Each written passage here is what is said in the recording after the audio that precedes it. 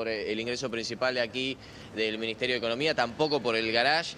El objetivo, por supuesto, que tiene que ver con esta reunión es levantar el acuerdo caído por el incumplimiento de pagos. Van a ser dos reuniones, una aquí en el Palacio de Hacienda, otra en el Banco Central de la República Argentina y con el representante Luis Cuvedú, uno de los altos funcionarios del Fondo Monetario Internacional. La expectativa que tiene el gobierno es acercar partes, consensuar un waiver por la falta de pagos por la gestión anterior y lograr que el país pueda conseguir nuevos desembolsos para cortear lo que van a ser los vencimientos venideros. ¿De qué estamos hablando de vencimientos venideros? Bueno, en 2024 el país va a tener que abonar casi 8.000 millones de dólares, pero entre enero y abril hay una erogación que va a tener que hacer el gobierno nacional por 4.000 millones. ¿Cuánta plata recibiría el país por parte del fondo en 2024? De todo, si las negociaciones salen bien, bueno, debería recibir por el pacto ya previamente firmado unos 3.000 millones de dólares. Hay una diferencia importante entre lo que hay que abonar y lo que recibiríamos, por eso las negociaciones tendrían que ver también con la posibilidad de recibir más financiamiento por parte del Fondo Monetario Internacional. Van a estar presentes Caputo, va a estar presente Bausili, va a estar presente también Pose, el jefe de gabinete, así que la cúpula quizás más importante que tiene luego de la salida de Javier Milei, que va a viajar al sur del país, va a estar presente en estas dos reuniones para poder delimitar y poder acercar posiciones con el fondo. Bueno, excelente, Tomás. Expectativas por ver si hay un nuevo acuerdo, qué es lo que puede pasar en esta reunión que nos contaste con detalle. Muchas gracias, volvemos con vos en instantes. Hablamos de economía, hablamos del acuerdo con el fondo y hablamos de lo que puede venir con el gran Roberto Kachanowski. ¿Qué tal, Roberto? ¿Cómo te va, Hugo? ¿Qué decís de bueno? Bien, tratando de entender hacia dónde vamos, te escuché, siempre te sigo con atención, y vos decías que el camino parece razonable. El tema es hasta cuándo la gente tiene el ánimo de esperar y a su vez cuándo pueden verse algunas modificaciones, ¿no?, del plan del gobierno. Sí, en líneas generales yo estoy de acuerdo con la mayoría de los cambios que está proponiendo. No estoy de acuerdo con la estrategia, vamos a ponerlo de esta forma. Cuando digo no estoy de acuerdo con la estrategia, te digo, mirá, viste, por ejemplo, una de las propuestas que hay ahí adentro es la del casamiento express ante abogado o el divorcio express, que no sé también cómo es, contrato. Yo no creo que eso sea de necesidad y urgencia. Está bien. No sé, salvo que alguno esté apurado por divorciarse, cosas por el estilo, pero no lo veo. O sea, lo que yo hubiese hecho es mandar las reformas necesarias, las leyes con las reformas necesarias para salir de esta crisis económica en la que estamos metidos. Entonces, así vas a demorar mucho más, porque si metes tanta cosa, metes temas de defensa, temas de seguridad, temas de educación, temas de economía, tema penal, etcétera, y necesariamente vas a demorar porque sería irresponsable que los diputados voten sin leer lo que están bueno, algunos dicen que es una estrategia equivocada. Desde el gobierno te plantean que es revolucionaria y que quieren ver cómo eso impacta para dejar expuestos también a los congresistas, a la justicia, sobre los cambios que no quieren que se haga sobre esta Argentina, bueno, que ya sabemos cómo está. El punto es la economía como central, bien decís vos, Roberto, ¿no? Porque la gente dice, bueno, yo sigo pagando más, todo, ahora me viene el tarifazo, me viene la prepaga. ¿Cuándo empieza a haber una luz al final del camino? Se pregunta, nos preguntamos. Y bueno, ahí eso va a depender de qué hagan en materia de política económica, que por ahora es bastante confusa.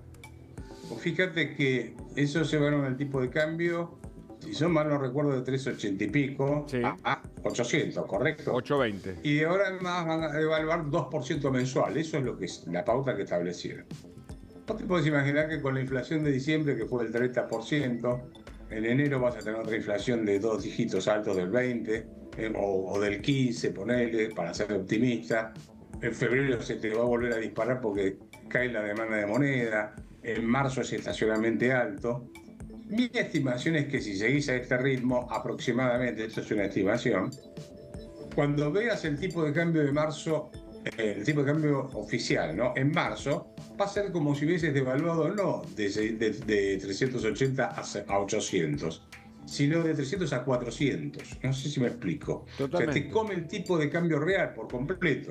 Entonces ahí van a empezar de nuevo las expectativas de devaluación, etcétera. El tipo de cambio oficial va a estar atrasado, te pegan las importaciones, te pegan, o mejor dicho, las exportaciones. Entonces, volvés al punto de partida de incertidumbre que tuviste al final del periodo de Massa y principio de Milei. Así que ese es uno de los puntos que... El otro punto que me parece muy complicado es cómo van a hacer para reducir el déficit fiscal, porque si bien presentaron una planilla, la realidad es que él había dicho que antes de aumentar un impuesto se cortaba un brazo. Bueno, aumenta ganancias, que estoy haciendo con los gobernadores, aumenta el impuesto a país para las importaciones y aumenta los derechos de exportación para los derivados de grano de soja, ¿no es cierto? Sete de soja, etc. O sea que aumenta 3 impuestos y no recuerdo si no hay otro más dando vuelta por ahí. Y el punto es que vos le vas a estar diciendo a la gente, mirá, te voy a subir las tarifas de los servicios públicos porque nadie tiene por qué regalarte la luz, el gas, etcétera, lo cual estoy totalmente de acuerdo, pero no me pongas encima más impuestos como es el impuesto a las ganancias. Porque entonces la casta no está pagando el costo de la política no está pagando el costo del ajuste, ¿sabes? Lo sigue pagando la gente, porque te está matando con impuestos. Qué panorama, ahora, porque además... se te va a caer el consumo, al caer el consumo se te va a caer la recaudación y te va a ser más complicado lograr producir 5 puntos de PBI, ¿no? Porque además, si uno se pone a pensar en lo que está pasando en los últimos días, el dólar libre está aumentando. El bono que propuso el gobierno no tuvo tanto éxito. Entonces, y los mercados internacionales no sé si tienen el mismo entusiasmo que al principio, pese a que todavía no lleva un mes el gobierno, pero tenemos que ir contando lo que pasa en el día a día, Roberto, ¿no? También. Claro. A ver, déjame, yo lo que creo que le falta a Milei, porque mandar un proyecto de ley, un DNU, modificando 160 leyes en uno y no sé, otro tanto en el otro. Sí. Eso es querer dar vuelta a la Argentina de golpe y es como firmar un decreto que diga artículo número 1, a partir de hoy todos los argentinos son liberales. Artículo 2, publíquese, dése a conocer, archívese. Un país no se cambia de esa manera. Los procesos son más lentos en los cambios en los países. Ahora, lo que veo es que con todas estas leyes que mandaron, la pregunta es, ¿la gente está entendiendo esto o es simplemente voté a Milei, una parte importante, voté a Milei para sacarme el kirchnerismo de encima, pero no estoy tan convencido? Entonces, me voy a tener que bancar una inflación alta y en el medio vas a tener incertidumbre porque no tenés un plan económico. Un plan económico, lo que le falta a Milei es tener un plan económico que genere un cambio, un shock de expectativas positivas, un cambio de expectativas como fue el plan austral en su momento. No digo que sea exactamente ese plan, claro. Estoy diciendo otro o el de la plan convertibilidad eventualmente, por ejemplo. Claro, porque hasta ahora no generó un shock de confianza. Un shock de confianza en términos de cambio de expectativas. Lo que es esperanza de la gente de que se pueda salir adelante.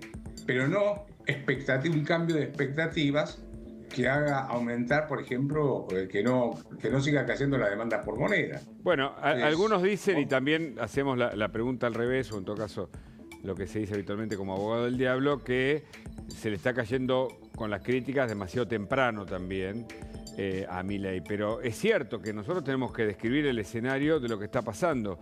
El gobierno va a tener que mejorar o afianzar mucho su comunicación, me parece, para retener la simpatía del electorado que lo votó y eventualmente seducir o convencer al resto de la ciudadanía para que lo acompañe en medio de estos desafíos, ¿no? De la batalla en la calle, que vemos también por momentos que se manifiesta, aunque ahora con menos cortes, de lo que pasa en el Congreso, con muchas discusiones, pero bueno, finalmente se armaron las comisiones, y de las trabas que la justicia le presenta al DNU.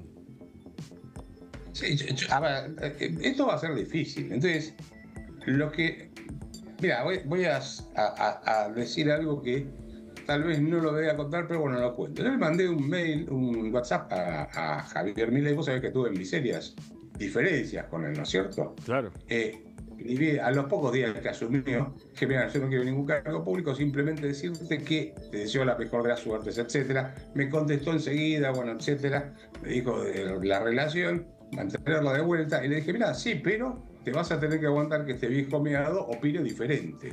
Yo no soy un obsecuente, no tengo por qué ser obsecuente de nadie. Entonces, perdóname, por curiosidad, me abriste la puerta. ¿Te respondió hace segundo WhatsApp? Sí, me lo contestó al momento. No, el primero sí, pero cuando le dijiste no tengo por qué ser obsecuente... no, ese no me lo contestó. ese no lo contestó. Pero no, yo no soy obsecuente de nadie. Está bien. No, es que no sirve ser obsecuente. No, claro. Los obsecuentes no ayudan, complican, porque no le permiten a la gente ver los problemas. Entonces, yo no voy a estar rifando 40 y pico de años de profesión por deporte. Me puedo equivocar. Y es probable que me equivoque en muchas cosas. Pero prefiero equivocarme por mis convicciones y no por ser obsecuente. No sé si soy claro. No, clarísimo. Escuchame, vos que has sido un experto en esto de seguir el tema de la emisión, ¿se está emitiendo o no ahora? A ver, en diciembre se emitió una barbaridad, pero el grueso fue por, ¿cómo se llama? Por masa. En la base monetaria, o sea, para la gente que nos está escuchando, la cantidad de pesos aumentó un 17 y pico por ciento, 17,8, no me acuerdo el número exacto ahora. Una enormidad. Eso es, para que la gente sepa, ningún país en el mundo lo emite en 2 o 3 años, ni siquiera en 2 o 3 años. O sea, es una guarangada. Por eso también tenés el impacto inflacionario que estás teniendo. Obviamente. La devaluación más esa emisión monetaria te genera un caos. Y desde el 10 de diciembre, ¿cómo anda la maquinita? No, viene aumentando. Volvió a aumentar hacia fines de año. Aumentó, no mucho, aumentó, pero lo que pasa es que vuelven a sacar peso de circulación colocando las famosas, no LELIQs ahora, sino pases. Entonces volvés a tener el problema del cuasi fiscal, porque decís, bueno, emito y lo vuelvo a sacar del mercado, pero pago una tasa de interés y entonces esa tasa de interés te hace una pérdida en el Banco Central que te obliga a emitir para cubrirla. Entonces, estás en un círculo vicioso del cual no puedes salir. Qué difícil, Había dicho... resolver el laberinto económico de la Argentina, ¿no? Lleno de trampas. Y bueno, pero él... le dejaron muchas trampas, pero la verdad que ahí hubo mucho debate antes. Recordá que él dijo, y esto fue muy claro, que él ya tenía los 10.000 millones de dólares para rescatar la base monetaria. ¿Te acordás? Y que le sobraban... y que tenía bonos en el Banco Central como para rescatar todos los pasivos remunerados, o sea, la LELIQ, etc. Yo no sé si eso. Es más, le había dicho a Emilio Campo, andá y cerrá el Banco Central. Y eso quedó. ¿En dónde? Esa hubiese sido la primera medida que tendría que haber tomado si hubiese tenido la plata que dijo que tenía. Entonces, me parece que se largó en la campaña a decir cosas que no tenía. Y ahora se encuentra con un problema mucho más complicado. Y si vos mirás, el grueso de su equipo de gobierno tiene que ver más con el macrismo y el PRO que con gente propia. O sea, no tenía tanto equipo económico. Empieza a sumar. Los puestos más relevantes te estoy diciendo, ¿no? Sí, también tomando algunas cosas de Cambiemos, del gradualismo que intente evitar, por eso tal vez lo extenso y revolucionario, entre comillas, del DNU y de la ley ómnibus. Pero me pregunto por las desregulaciones económicas en muchos órdenes. Ahora se viene un nuevo decreto con otras que son más, aparentemente, más pintorescas, porque, qué sé yo, no sé, un montón de regulaciones que ni siquiera son aplicables. Pero en cualquier caso, dentro de las regulaciones hay como una consigna, ¿no? La oferta y la demanda llevará a ubicar los precios en el valor real de las cosas. ¿Es así? A ver, vos, el mercado lo tenés que dejar actuar libremente, o sea que hace intercambio voluntarios entre las partes y el Estado tiene que meterse lo menos posible, ¿ok? Ahora, si vos tenés que tomar eso desde el punto de vista técnico, teórico y en lo que se enseña en la academia y está verificado empíricamente, cuanto menos regulaciones tenés, más fluido es el funcionamiento de la economía. Ahora, vos estás en una maraña de regulaciones. Te doy un solo ejemplo. Fíjate el tema de la reforma laboral. ¿Qué es lo que más le complica a las empresas hoy en día en términos de la legislación laboral actual? Básicamente, la industria del juicio laboral, ¿viste? O sea, vos lo indemnizaste, pero después vienen y te hacen un juicio y te matan, y a una pyme la liquidan. Sí. Entonces, ¿para qué jugarse a hacer tanta cosa como están pidiendo? Entonces, avanza en lo necesario para bajar la tasa de desocupación, Bueno, que era terminar con la industria del juicio. Yo hubiese avanzado de esa forma. Y te digo, estoy de acuerdo con el resto. Sí, pero vos estás cuestionando, si sabés que vas a rebotar, el método, la estrategia. Pero bueno, ya estamos, digamos, me parece que en eso dicen que viste, se lo escuché a Rosendo Fraga y me gustó. Dicen que los líderes o los mandatarios pueden cambiar de ideología, pero no cambian de carácter. Y me parece que en eso hay algunas posibilidades de negociar algunos aspectos, pero la manera, me parece, habla del carácter del gobierno de Milei, ¿no? Ir por todo en ese sentido. Algunos lo criticarán después, veremos los resultados al final del camino. Pero en la práctica, ¿es cierto que una economía más desregulada acomoda sus precios por oferta y demanda, o es una esperanza esa, una declamación? No. Si vos no emitís moneda y desregulás el mercado termina ajustando por oferta y demanda inevitablemente. O sea, sería cuestión de sentarnos con un pizarrón y explicarlo, ¿no? Pero sí, efectivamente funciona así. Ahora, hay regulaciones que yo no las entiendo. Por ejemplo, o desregulaciones. Eso es decirle a los médicos, no podés poner el nombre de la marca, ¿sí? Entonces lo puede poner un medicamento. Vos podés poner ¿cómo se llama? El genérico, como médico no podés poner marca. Dice, la marca te la tiene que dar el farmacéutico. Y la pregunta es, bueno, ¿por qué? ¿Le sacás al farmacéutico? El médico te puede decir, sugiero tal marca. Totalmente. Porque no es lo mismo. Bueno, de hecho lo explicó ayer el doctor Claudio Sin, en la moxicilina, yo lo escuché claramente, hay 4 genéricos detrás de ese medicamento, por ejemplo, ¿no? Entonces, claro, es más una complicación para quienes tienen que decodificar después qué vender que un acierto. Pero bueno, supongo que eso es parte del inevitable o no sé. Pero yo creo que ahí juega mucho lo del carácter de él. Y te voy a decir algo, y me juego. Todo ese proyecto de desregulación no estaba previsto para que sea por DNU. ¿No estaba previsto por DNU? Ese proyecto originalmente fue hecho para Patricia Bullrich. Por Sturzenegger. Y Federico. Y yo dudo que... Bueno, no dudo.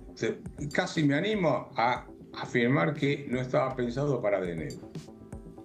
Porque son mamotretos de ese tamaño y entonces vos no podés cambiar todo. Es como si agarrases y derogases todas las leyes de que en la Argentina empezás de nuevo prácticamente. Es impresionante la cantidad de leyes que estás cambiando. Entonces, yo hubiese avanzado con las reformas más urgentes de regulación y después iba avanzando con otras que son menos urgentes. Y las más urgentes para mí son bajar la desocupación, bajar la inflación, tener una moneda, hacer una reforma tributaria, hacer una reforma del Estado. Hubiese trabajado más por ese lado. Veía el graf y está buena la pregunta ahí planteada, ¿eh? Ya que estamos conversando de esto, te hago la general. ¿Qué se espera para este año en materia económica, Roberto? Sí, yo creo que este año vas a tener la mayor. No nos asustes, Danos un poquito de... Estamos en tus manos, Roberto Kachanowski. No, y te va a caer el nivel de actividad, es inevitable. La economía se te pone por 3 motores: exportaciones, exportaciones, inversiones y consumo. Inversiones, olvídate, no vas a tener. ¿Por qué? Inversiones, te digo, inversiones centrales. ¿No viene Elon Musk? Sí, porque... ¿Quién? Elon Musk, ¿no viene? Digo, es una nota al pie, ¿no? Porque viste que está... Lo quiero ver, ¿no? Bueno, lo quiero ver. Pero te digo, por ahora hay un apoyo. De inversión de gente que contrate personal, etcétera. O sea, no lo veo todavía. Segundo punto, el consumo se te va a caer. Te va a caer porque el salario real se está desplomando. Sí. Entonces te queda solamente el tema de las exportaciones, que es el motor que te podría estar haciendo volar el avión, y justo le enchufaste derechos de exportación. Justo el rubro que te podría aumentar aumentar el nivel de actividad o compensar parte de la caída del nivel de actividad económica. Yo no hubiese ido por ese lado. Mira, del proyecto de bajar 5 puntos del déficit fiscal, el 42% son aumentos de impuestos. El resto son bajas de gasto. Entonces, si vos vas a estar cargando más impuestos sobre el sector privado y además le vas a estar aumentando las tarifas de los servicios públicos, que tenés que aumentarlas, vas a destrozar el consumo, eso es inevitable, ¿no? Y encima eso te va a ir complicando, porque te cae la actividad. Encima la soja está más cerca de 4.50 que de 500, ¿no? Si no me equivoco. ¿La soja? Sí. No, la verdad que no miré el último número, te confieso. No, pero se esperaba un número más alto, que eso es fundamental, ¿no? Sí. La economía está... No digamos que la economía de la soja, sería irrespetuoso. Quiero decir que gran parte de las exportaciones agropecuarias dependen, ¿no? Sobre todo por el mercado chino, que es el que mayor... el que más demanda. El que más demanda, claro.